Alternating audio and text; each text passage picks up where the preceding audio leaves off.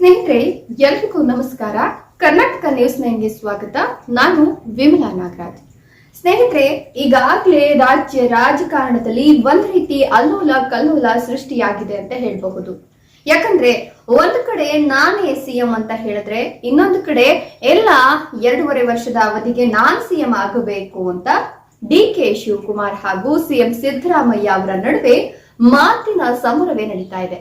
ಹೀಗಿರುವಾಗ ಡೆಲ್ಲಿಯಲ್ಲಿ ಬೀಡು ಬಿಟ್ಟಿರ್ತಕ್ಕಂಥ ಇಬ್ಬರು ನಾಯಕರು ಕೂಡ ಖಾಸಗಿ ಸುದ್ದಿ ವಾಹಿನಿಗಳು, ಅದರಲ್ಲೂ ರಾಷ್ಟ್ರೀಯ ಖಾಸಗಿ ಸುದ್ದಿ ವಾಹಿನಿಗಳನ್ನ ಬಳಸಿಕೊಂಡು ಸಿಎಂ ನಾನೇ ಆಗ್ತೀನಿ ಅಂತ ಸಿದ್ದರಾಮಯ್ಯ ಹೇಳ್ತಾ ಇದ್ರೆ, ಇಲ್ಲ ನಾನು ಅಂತ ಡಿಕೆಶಿ ಹೇಳ್ತಿದ್ದಾರೆ.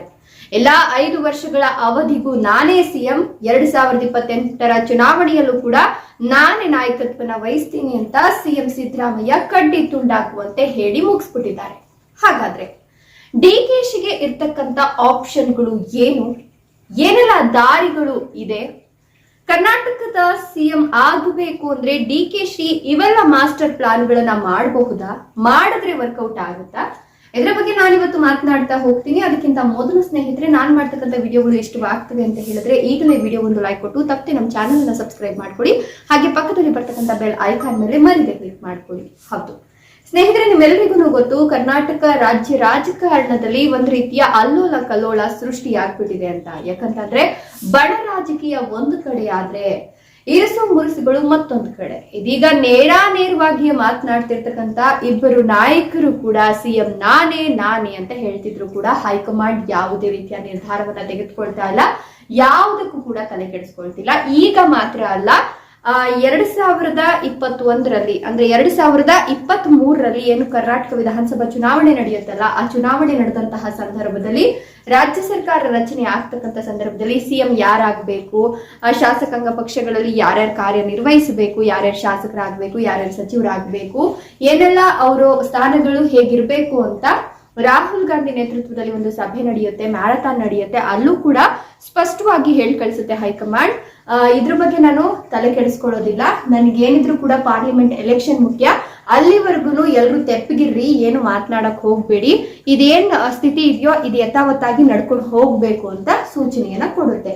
ಸೊ ಆಗ ಡಿಕೆಶಿ ಏನ್ ಅನ್ಕೊಂತಾರೆ ಅಂದ್ರೆ, ಇನ್ 2 ವರ್ಷದಲ್ಲಿ ಅಲ್ವಾ, 2 ವರ್ಷದವರೆಗೂ ಇವರು ಸಿದ್ದರಾಮಯ್ಯನವರು ಸಿಎಂ ಆಗಿರ್ತಾರೆ, ನೆಕ್ಸ್ಟ್ ನಾನು ಸಿಎಂ ಆಗಬಹುದು ಅನ್ನೋ ಲೆಕ್ಕಾಚಾರವನ್ನ ಅವ್ರು ಹಾಕೊಳ್ತಾರೆ. ಬಟ್ ಹೈಕಮಾಂಡ್ ಯಾವುದನ್ನು ಕೂಡ ನೇರವಾಗಿ ಸ್ಪಷ್ಟವಾಗಿ ಹೇಳೋದಿಲ್ಲ.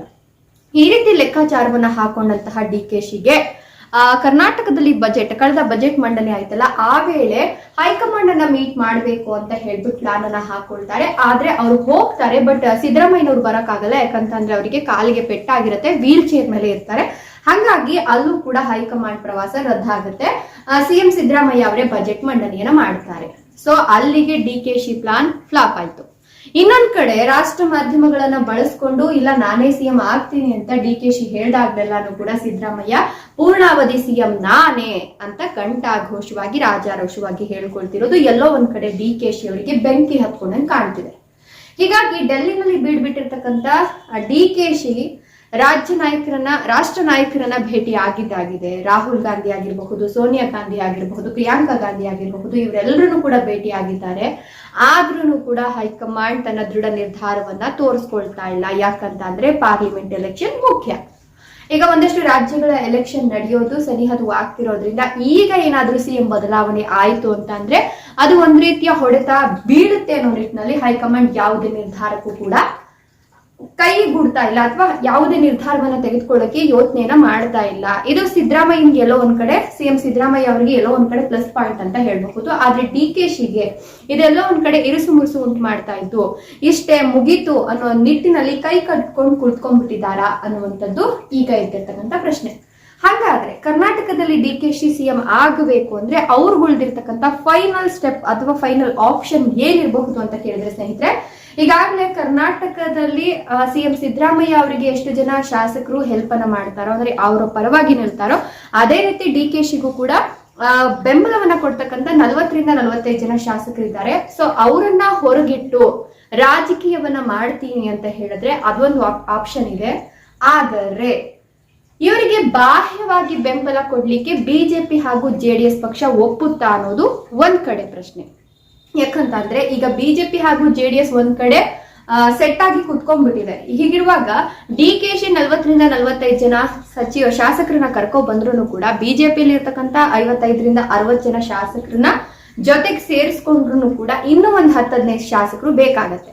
ಸೊ ಅವರನ್ನ ಇವರು ಆಗ್ಲೇ ಮಾಡಿದ್ರಲ್ಲ, ರೆಸಾರ್ಟ್ ರಾಜಕಾರಣ ಮಾಡಿದ್ರಲ್ಲ, ಆ ರೀತಿ ಏನಾದ್ರೂ ಮಾಡ್ಕೊಂಡು ಕರ್ಕೊ ಬಂದ್ರು ಕೂಡ ಬಿಜೆಪಿ ಒಪ್ಕೊಳ್ಳುತ್ತಾ ಅಂತ. ಬಿಜೆಪಿ ಅಕಸ್ಮಾತ್ ಒಪ್ಕೊಂಡ್ರು ಕೂಡ JDS ನಲ್ಲಿರ್ತಕ್ಕಂಥ HD ಕುಮಾರಸ್ವಾಮಿ ಆಗಿರಬಹುದು, ಹಿರಿಯ ನಾಯಕರಾಗಿರ್ತಕ್ಕಂಥ ದೇವೇಗೌಡರು ಇರಬಹುದು, ಅವರು ಒಪ್ಕೊಂಡು DKಶಿಗೆ ಬೆಂಬಲವನ್ನ ಸೂಚಿಸ್ತಾರ.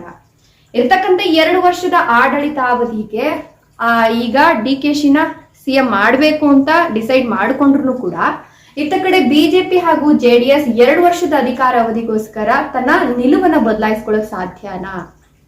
ರಾಜ್ಯದಲ್ಲಿ ಅಕಸ್ಮಾತ್ ಎಲ್ಲಾ ನಾಯಕರನ್ನು ಕೂಡ ಅಂದ್ರೆ ಇವ್ರಿಗೆ DKಶಿಗೆ ಯಾರೆಲ್ಲ ಸಪೋರ್ಟ್ ಮಾಡ್ತಾರಲ್ಲ ಆ ನಾಯಕರನ್ನ ಇವರು ರಿಸೈನ್ ಮಾಡಿಸಿದ್ರು ಕೂಡ ರಾಷ್ಟ್ರಪತಿ ಆಳ್ವಿಕೆ ಬರುತ್ತೆ. ರಾಷ್ಟ್ರಪತಿ ಆಳ್ವಿಕೆ ಬಂದ್ರೂ ಸಹಿತ 6 ತಿಂಗಳ ಕಾಲ ಅವರ ಒಂದು ಕಪಿಮುಷ್ಟಿಯಲ್ಲೇನೆ ರಾಜ್ಯ ಸರ್ಕಾರ ನಡ್ಕೊಂಡು ಹೋಗ್ತಾ ಇರತ್ತೆ.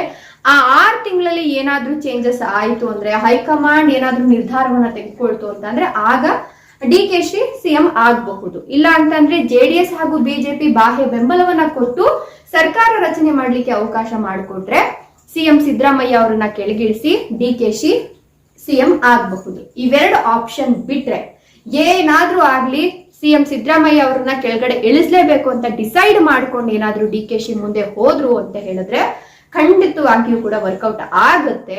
ಆದರೆ ಹೈಕಮಾಂಡ್ ಯಾವ ನಿಲುವನ್ನ ತಾಳುತ್ತೆ ಅನ್ನೋದು ಈಗ ಬಂದಿರ್ತಕ್ಕಂಥ ಪ್ರಶ್ನೆ. ಬಿಕಾಸ್ ಈಗಾಗ್ಲೇನೆ DKಶಿ ತಮ್ಮ ಹೆಗ್ಲ ಮೇಲೆ ಹಾಕೊಳ್ತಿದ್ದಂತಹ ಕಾಂಗ್ರೆಸ್ ಶಾಲನ್ನ ಬದಿಗೊತ್ಬಿಟ್ಟು ಡಿಸೈನ್ ಶಾಲ್ಗಳನ್ನ ಹಾಕೊಳ್ತಿದ್ದಾರೆ. ಇದನ್ನ ನೋಡಿದ್ರೆ ಎಲ್ಲೋ ಒಂದ್ ಕಡೆ ಅವ್ರಿಗೂ ಇರಿಸು ಮುರುಸು ಉಂಟಾಗ್ತಿದೆ. ಅಡಿಯಿಂದ ಮುಡಿವರೆಗೂ ಕೂಡ ಉರ್ಸೋರು ಜಾಸ್ತಿ ಆಗ್ಬಿಟ್ಟಿದ್ದಾರೆ ಅನ್ನೋದು ಮೇಲ್ನೋಟಕ್ಕೆ ಕಾಣ್ತಿರುವಂತದ್ದು. ಸೊ ಇರ್ತಕ್ಕಂಥ 1-2-3 ಆಪ್ಷನ್ ಗಳನ್ನ ಬಳಸ್ಕೊಂಡ್ರು ಕೂಡ DKಶಿ CM ಆಗೋದು ಪಕ್ಕಾ ಅಂತ ಹೇಳಕ್ ಬರೋದಿಲ್ಲ.